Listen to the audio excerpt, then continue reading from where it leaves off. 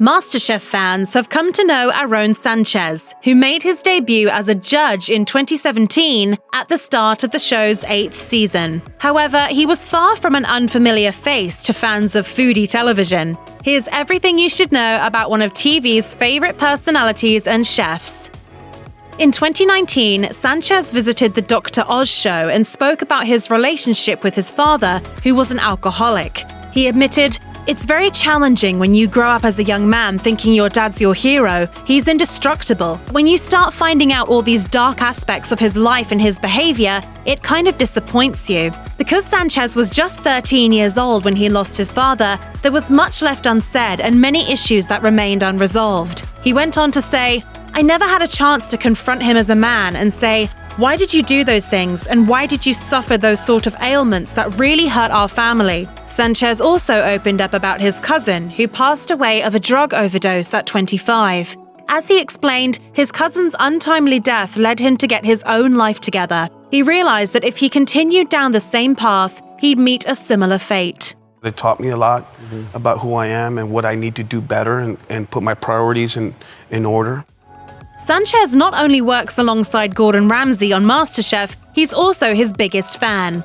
In an interview with Yahoo's Build series, Sanchez admitted, "There's only one person that's the OG, that guy you want to grow to be, and it's Gordon Ramsay. He has 30 restaurants, he's maintained 3 Michelin stars for 15 years in England, and he backs up everything that he says."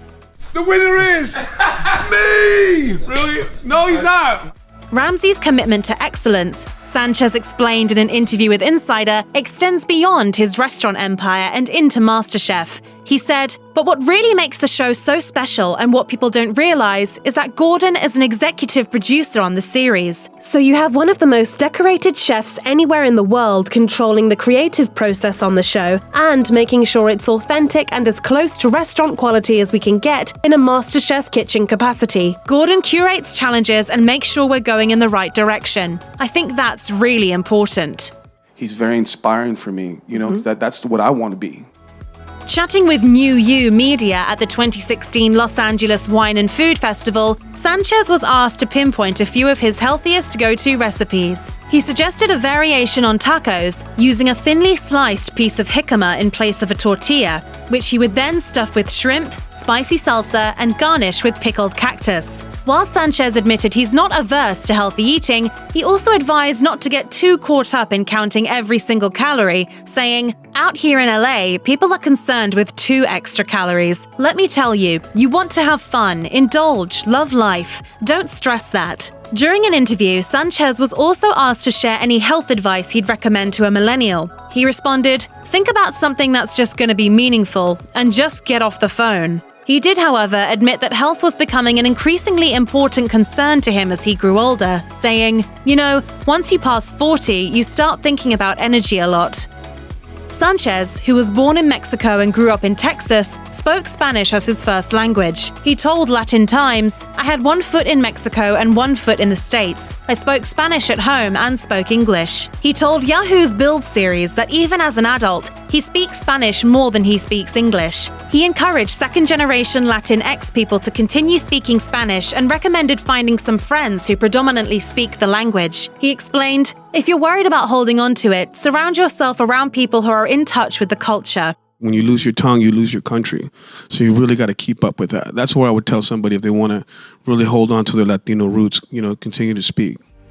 Back in 2011, Sanchez teamed up with Canadian chef Roger Mooking for the Food Network series Heat Seekers, which reveled in the glory of all things spicy. Given that he was raised on traditional Mexican cuisine, Sanchez has a healthy tolerance for hot chili peppers, and yet he revealed there's one pepper that commands both respect and fear. Comparing different types of chili peppers during an interview with Lossip, he mentioned a hybrid of the dreaded ghost pepper, which in 2013 was dubbed the then world's hottest pepper on the planet by the Guinness Book of World Records. He joked, "You eat that and your lips puff up, man. You look like Mick Jagger." He revealed that eating such spicy fare throughout his life had started to take a toll, saying, "It's hard, man, because that stuff's hard on your stomach, bro. As you get older, it's a little rough." In an interview with Channel Guide magazine, Sanchez admitted that the ghost pepper is essentially his kryptonite, adding, "I always have trouble with it. Roger does a good job of eating it, but I have trouble eating that one for some reason." Judging the culinary creations of home cooks on MasterChef requires a different set of skills than running a restaurant or cooking for customers. Yet there are some aspects of Sanchez's day job that overlap with his role on Gordon Ramsay's televised culinary competition. Just as he'll serve in an advisory role for up-and-coming chefs in his restaurants, he enjoys doing the same thing with the talented amateurs he guides through the show. In an interview with Insider, Sanchez described the one aspect of the show that he enjoys the most, saying, "I think, for me, getting a chance to mentor is what makes it amazing. The fact that, whether you win the whole competition or not, this experience is what can give you that confidence to do this for a living. I love being a part of that. I love bringing people up." His least favorite aspect of MasterChef was having to bid contestants farewell. He explained, "After you form a bond with them in a contestant/judge relationship, you're endeared to them. They have a bad day and then they have to go home. That's the hardest part." In addition to his 2 cookbooks, 2003's La Comida del Barrio, Latin American Cooking in the USA, and 2011's Simple Food, Big Flavor, unforgettable Mexican-inspired recipes from my kitchen to yours, Sanchez published a very different type of book, a memoir, in 2019. In Where I Come From, Life Lessons from a Latino Chef, Sanchez candidly opened up about his personal life and the journey that took him to the top of the culinary world. As he explained in an interview with Inside Hook, he felt it was of utmost importance to remain, quote, 100% transparent while writing his memoir. However, he admitted the book became something of a balancing act as he had to remain, in his words, mindful that other people are involved in your life. As one of the few celebrity chefs of Latinx heritage, Sanchez admitted that he embraces being a role model and takes the job very seriously. He said, "The idea that having myself be an example and a source of inspiration is a big responsibility. It's very much on my mind." When renowned chef Anthony Bourdain took his own life in 2018, it was devastating for many, including Sanchez. This wasn't just because he had both looked up to and was influenced by him, but because they'd been friends for nearly 20 years. He told Uproxx, I knew Tony for, he wrote the book Kitchen Confidential in 2000. We were hanging out 3 years before that. Sanchez described Bourdain's passing as a big wake-up call for people to find balance in their lives. He added, I think most chefs nowadays that are starting out want to fast-track it, and that's the biggest part of it. Sanchez expressed his hope that other chefs who suffer setbacks in their professional and personal lives don't decide to, quote, go that route. As a result, he declared, I really want to do what I can to address the mental health issue of chefs. I think it's a big problem that they need to be more conscious of. If you or anyone you know is having suicidal thoughts, please call the National Suicide Prevention Lifeline at 1-800-273-TALK 8255.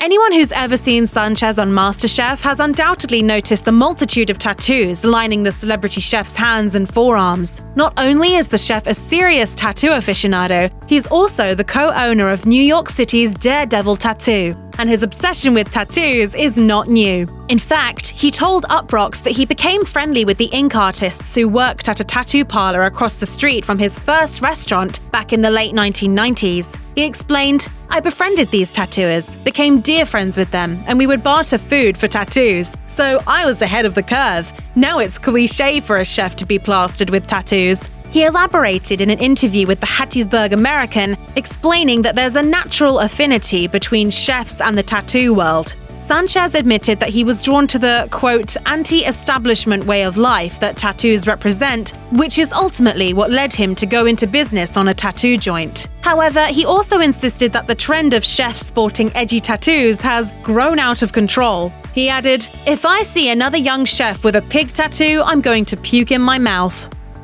Becoming as successful as Sanchez in the notoriously competitive restaurant field requires a single-minded devotion to excellence. While attaining that goal may result in rave reviews and Michelin stars, it's not always conducive to nurturing a relationship. In a candid interview with Entertainment Tonight, Sanchez confessed that placing such a strong focus on his career led to divorce. He admitted, it's extremely difficult. My career has cost me my marriage. It's cost me spending time with my family. It's been a hard road. It's not easy. There's been many moments of self-doubt and asking myself if I'm doing the right thing. You just have to put that aside and go forward. As Sanchez told Inside Hook, becoming a television personality was more of an accident than an aspiration, explaining that his ultimate goal was to have his own restaurant. When he began appearing on the Food Network, it was simply another tool to get people into his restaurant. He went on to say, "I guess I did a good enough job to have kept being invited back, and it started to take off from there."